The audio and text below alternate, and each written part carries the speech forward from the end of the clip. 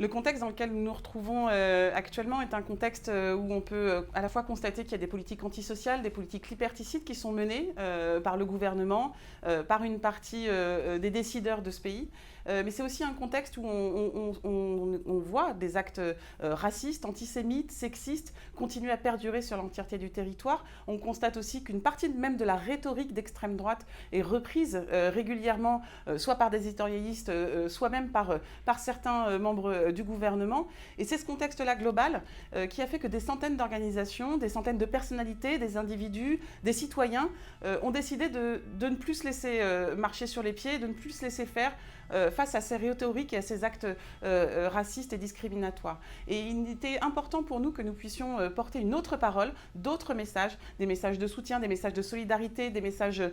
permettant de pouvoir contester d'abord le monde dans lequel nous évoluons aujourd'hui, mais aussi essayer d'en construire un autre. Et c'est ce que nous ferons dans le cadre de la première étape de la mobilisation que nous souhaitons construire sur la durée et que nous avons appelé à cette manifestation dans toutes les villes de France. À Paris, le rendez-vous sera à 14h place de Clichy et nous souhaitons évidemment que nous y soyons nombreux et nombreux.